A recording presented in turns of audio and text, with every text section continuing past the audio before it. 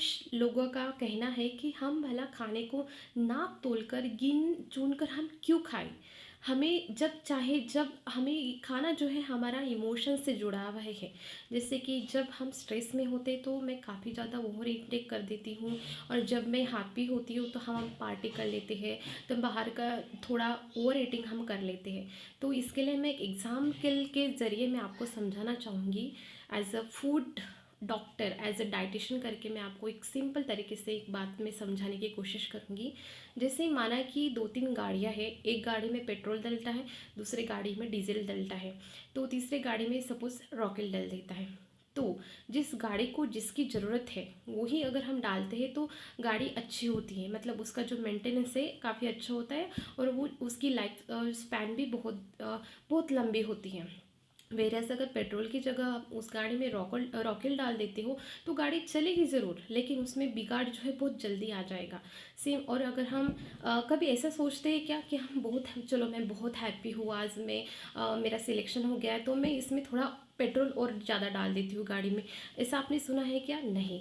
तो हम ऐसा अपने शरीर के लिए क्यों कर रहे हैं? क्योंकि हमारी जो बॉडी है वो भी बॉडी एक मतलब एक मशीन की तरह होती है।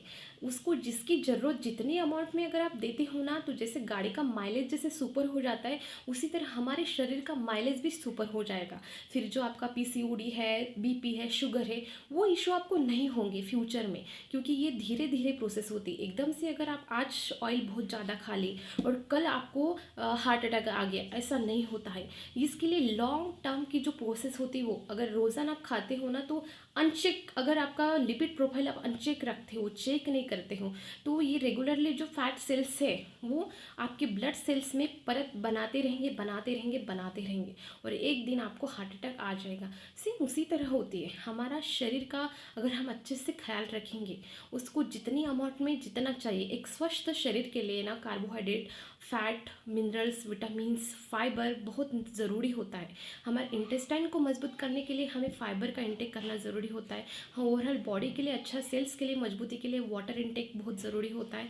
तो इसीलिए जितना रिकमेंडेड किया है आईसीएमआर, डब्ल्यूएचओ जो संगठन है, उन्होंने करके जो एक रिकमेंडेड डाइटरी अलाउंस जो बताया है कि एक एडल्ट को इतना खाना चाहिए, कैल्शियम का इंटेक इतना बनता है उनका, रोज़ाना 600 mg उनका कैल्शियम होना चाहिए। तो अब उनके बताए मुताबिक, क्योंकि ये बहुत ही रिसर्च किया हुआ, वेल प्रूफ और बहुत ही इसमें स्टडी की हुई है, तो उसमें अगर उस हिसाब से अगर आप अपना खाना लेते हो, डाइट लेते हो, तो आपको फ्यूचर में जो कॉम्प्लिकेशंस आते हैं, जैसे कि बहुत एक्सेसिव इनटेक आप कार्बोहाइड्रेट का कर लेते हो, तो आपके इंसुलिन, ग्लूकोज जो टॉलरेंस लेवल है वो गड़बड़ हो जाती है। उसके बाद में यही एक फैक्टर होता है कि आपको जो है ये होता है, डायबिटीज़ होता है। सेम अगर आपकी डाइट में विटामिन B12 लैक है, तो ये सीधा नर्वस सिस्टम से जुड़ा हुआ होता है। फिर इससे क्या होता है कि आपको कभी कभार लकवा भी आ सकता है, या फिर हाथ पैर की झुनझुनी जैसे प्रॉब्लम आपको देखने को मिल सकते हैं। विटामिन बहुत कम मात्रा में हमारे शरीर के लिए ज़रूरी होते हैं डेली के बेसिस पे अगर देखते हैं,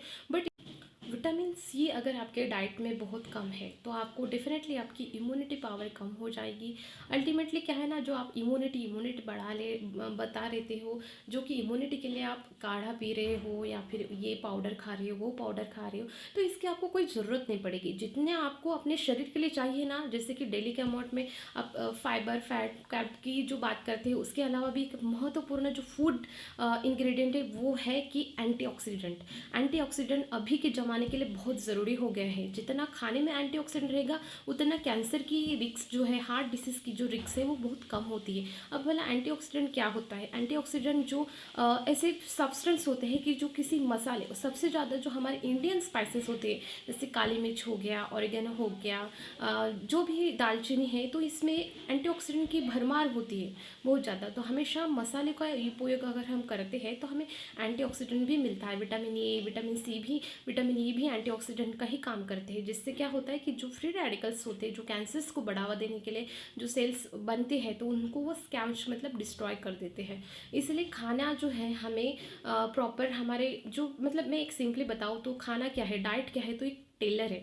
जैसे आप अपने बॉडी के अनुसार जो टेलर के पास जाके आप सिलवाते हो सूट, हर एक का माप अलग होता है, हर एक की बॉडी टाइप अलग होती है, तो हर अलग होता है। तो सेम हमारी बॉडी भी है, वो भी अलग होती है, बॉडी कंपोजिशन अलग होता है। हाइट और weight just health means not your height और not your health, overall body composition उसमें मैटर करता है। Internal physical all mental health को हम हेल्थ बोलते हैं, गुड हेल्थ बोलते हैं।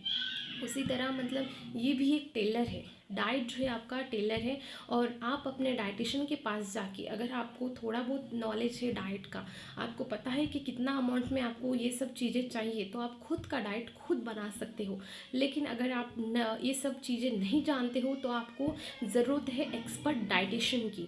तो आप उनके पास जाके मतलब जैसे आप दर्जी के पास अपने लिए सूट सिलाते हो, उसी तरह आप डाइटिशियन के पास जाके आप अपनी बॉडी के अंदर इंटरनल ऑर्गन के लिए सूट सिलाई, मतलब डाइट जो है वो प्रिपेयर कराइए। जिसके क्या होगा कि आपको जो फ्यूचर में जो कॉम्प्लिकेशन आने वाली है, फ्यूचर में जो डाइट की डेफिशिएंसी, मोस्ट ऑफ द जो डिसीज़ होते हैं ना, वो किसी ना किसी जो खाने में जो एक डेफिशिएंसी होती है उसी से ही प्रभावित होती है। अब बीपी का बढ़ना अगर बोलेंगे तो पोटेशियम, लैक ऑफ पोटेशियम भी हो सकता है, जिस वजह से आपका सोडियम इंटेक बढ़ रहा है और इसीलिए आपको बीपी की प्रॉब्लम हो रही है।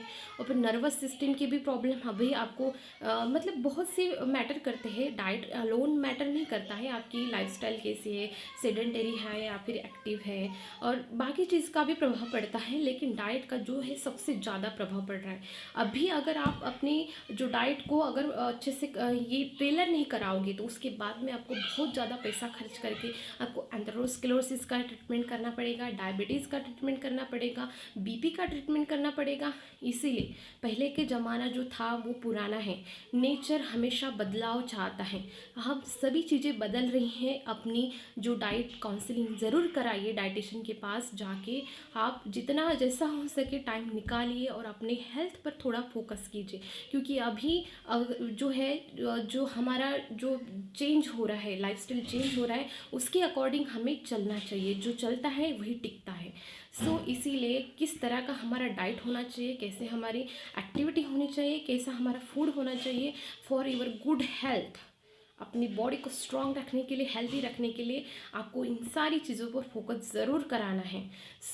जो मिसबिहेव आप करते हो कुकिंग करते वक्त, बहुतांश फूड में बहुत ज़्यादा मात्रा में न्यूट्रिशन होते हैं, लेकिन फॉल्टी कुकिंग हैबिट से आपको खाना बना के तरीके से, क्योंकि आप पहला प्रेफरेंस किसे देते हो कि टेस्ट को, टेस्टी है मतलब आहा बहुत अच्छा है, लेकिन वो शरीर के लिए जहर भी बन सकता है। आइसक्रीम बहुत टेस्टी होती है, मीठा बहुत टेस्टी होता है, लेकिन शरीर में जाके क्या करता है, वो जहरीला बन जाता है। आपकी बॉडी को वो नहीं चाहिए, आप उसे पेट्रोल की जगह आप रॉकेल आपके शरीर को दे रहे हो, जिस वजह से जैसे गाड़ी फट फट करती है उसी तरह आपकी जो बॉडी भी है ना अंदर से पूरी मुरझ जाती है। इसीलिए अपने बॉडी के इंटरनल ऑर्गन्स को क्लीन रखिए। डिटॉक्स डाइट आपने एक हाथ बार करना चाहिए, डिटॉक्स जूस आपने लेना चाहिए। अभी समय बदल रहा है तो आपको भी बदलना पड़ेगा, आपकी लाइफस्टाइल को भी आपको बदलना पड़ेगा। स्टे फिट, स्टे यंग और